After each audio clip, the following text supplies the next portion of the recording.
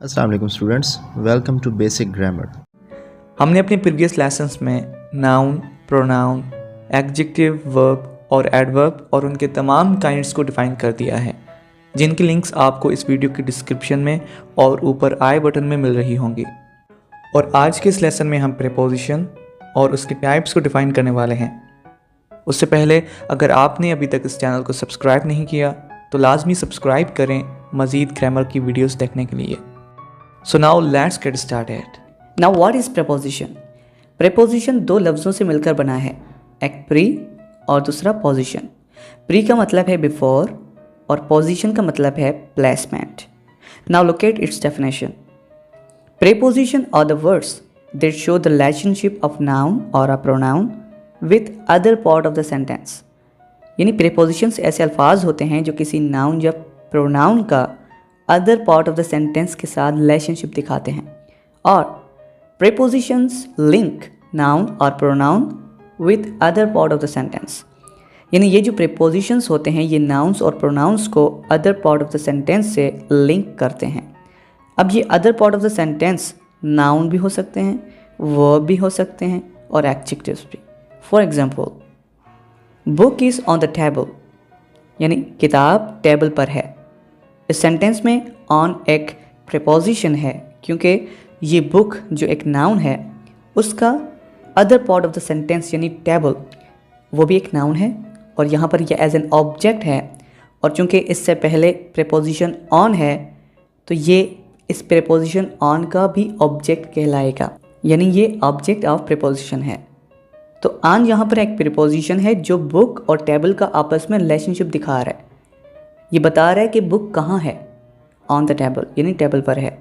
Second, cat is under the table, बिल्ली table के नीचे है। अब इस सेंटेंस में अंडर एक प्रीपोजिशन है जो केट एक नाउन है और टेबल वो भी एक नाउन है जो ऑब्जेक्ट ऑफ प्रीपोजिशन है, उसके साथ इसका रिलेशनशिप दिखा रहा है कि केट कहाँ है, अंडर द टेबल, तो ये भी एक प्रीपोजिशन हुआ। Third, these are in the room, ये सब रूम में हैं। अब इस सेंटेंस में इन एक प्रीपोजिशन है जो इन का यानी दीज का जो प्रोनाउन है रूम के साथ रिलेशनशिप दिखा रहा है कि वो कहाँ हैं, इन द रूम, रूम में। Note, without prepositions the sentence will not make any sense, यानी बगैर प्रीपोजिशंस के सेंटेंस कोई भी सेंस नहीं देगा। फॉर एग्जाम्पल, आप इन तीनों सेंटेंसेस में से प्रीपोजिशंस को हटा लें, फिर देखें। बुक इज़ द टेबल, क्या ये कोई सेंस दे रहा है? नहीं। Cat is the table, what, ये भी कोई सेंस नहीं दे रहा।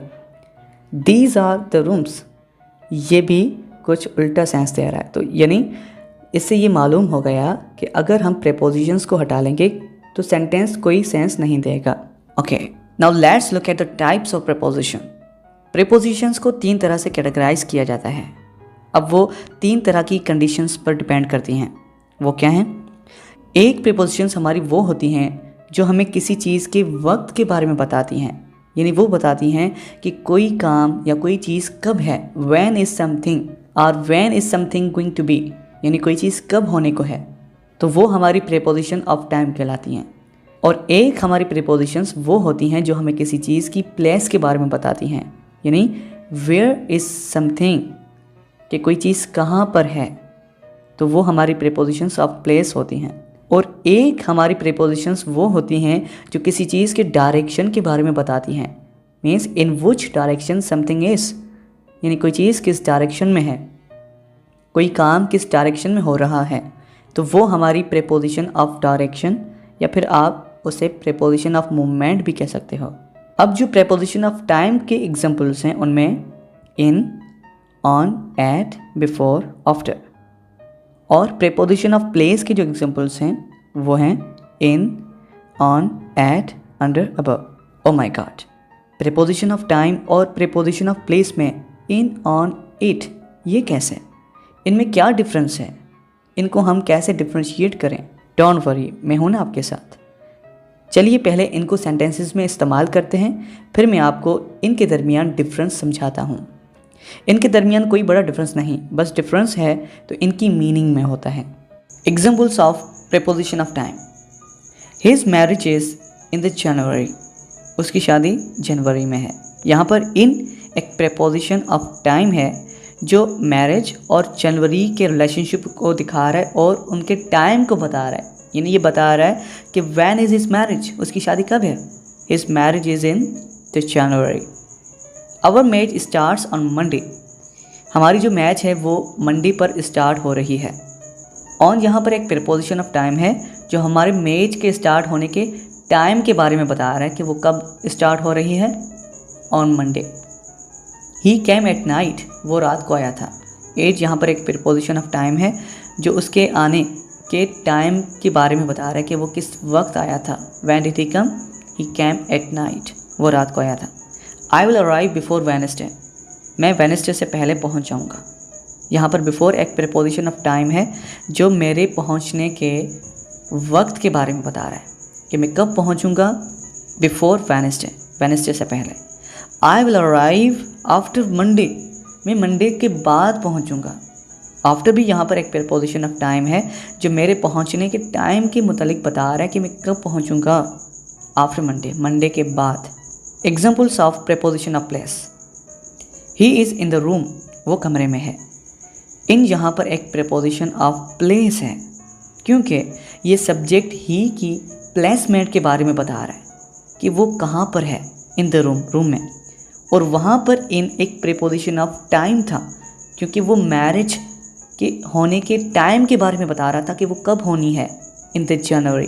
तो वो हमारा प्रीपोजिशन ऑफ टाइम था क्योंकि वो टाइम के बारे में बता रहा था। लेकिन यहाँ पर इन प्रीपोजिशन ऑफ प्लेस है क्योंकि ये सब्जेक्ट ही की प्लेसमेंट के बारे में बता रहा है कि वो कहाँ पर है, इन द रूम। सेम तरह से books are on the table, किताब मेज़ पर हैं। ऑन यहाँ पर एक प्रीपोजिशन ऑफ प्लेस है क्योंकि ये बुक्स की प्लेसमेंट के बारे में बता रहा है कि वो कहाँ पर हैं, ऑन द टेबल, टेबल पर। और वहाँ पर ऑन प्रीपोजिशन ऑफ टाइम इसलिए था क्योंकि वहाँ पर वो हमारे मैच के स्टार्ट होने के वक्त के बारे में बता रहा था कि हमारा मैच मंडे पर स्टार्ट हो रहा है। और यहाँ पर ये बुक्स की प्लेसमेंट के बारे में बता रहा है, तो इसलिए यहाँ पर ये प्रीपोजिशन ऑफ प्लेस हुआ। My home is at station road, मेरा घर स्टेशन रोड पर है। एट यहाँ पर एक प्रीपोजिशन ऑफ प्लेस है क्योंकि ये मेरे घर की सिचुएशन, प्लेसमेंट के बारे में बता रहा है कि वो कहाँ पर है, एट स्टेशन रोड। और वहाँ पर एट एक प्रीपोजिशन ऑफ टाइम था क्योंकि वो उसके आने के वक्त के बारे में बता रहा था। तो आई होप कि आपने इन दोनों के डिफरेंसेस को जान दिया होगा कि अगर इन, ऑन, एट किसी चीज़ के वक्त के बारे में बताएं तो आप समझ जाएंगे कि ये यहाँ पर प्रीपोजिशन ऑफ टाइम है।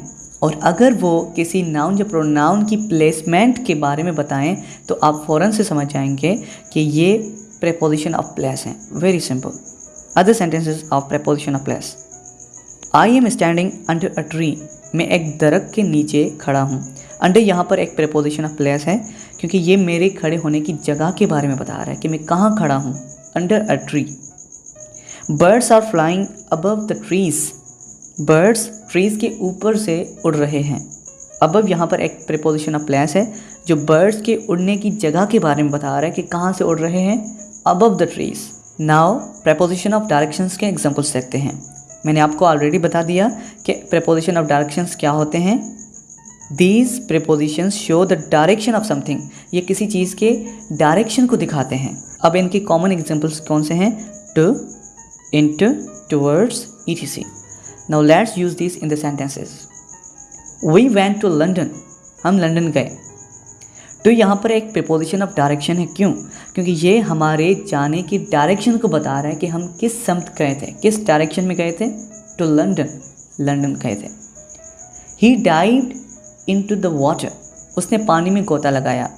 इनटू यहाँ पर एक प्रीपोजिशन ऑफ डायरेक्शन है क्योंकि ये उसके काम जो उसने किया उसके डायरेक्शन को बता रहा है कि उसने कहाँ गोता लगाया, in the water, into water, पानी में। All the students walked towards their classes, सब स्टूडेंट्स अपनी क्लासेस की तरफ चले। टूवर्ड्स यहाँ पर एक प्रीपोजिशन ऑफ डायरेक्शन है जो स्टूडेंट्स के चलने की डायरेक्शन को दिखा रहा है कि वो किस समत चले, टूवर्ड्स देयर क्लासेस। अब एक और टॉपिक जो प्रीपोजिशन से रिलेटेड है वो है prepositional phrase.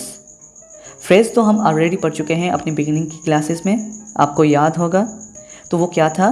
Group of words that gives incomplete meaning is called phrase. यानी लफ्ज़ों का एक ऐसा ग्रुप, एक ऐसा मजमुआ जो हमें इनकम्प्लीट मीनिंग देता है, तो हम उसे फ्रेज कहते हैं। अब प्रीपोजिशनल फ्रेज क्या है? सेम थिंग, बस इसमें फ़र्क क्या है?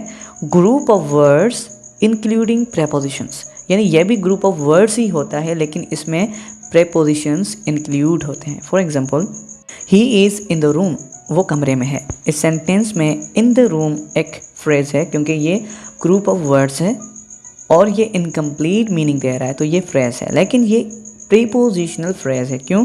क्योंकि इसमें इन जो एक प्रीपोजिशन है वो इंक्लूडेड है। इसी तरह Apple is on your head, सेब आपके सर पर है। इस सेंटेंस में भी ऑन योर हेड एक प्रीपोजिशनल फ्रेज है क्योंकि इसमें प्रीपोजिशन ऑन इंक्लूड है। सो आज के लेसन के लिए इतना ही। अगर वीडियो पसंद आई हो तो वीडियो को लाजमी लाइक करें, चैनल को सब्सक्राइब करें मज़ीद ऐसी वीडियोस देखने के लिए। Thanks for watching, thanks for supporting, thanks a lot. See you in the next video. Take care, अल्लाह हाफिज़।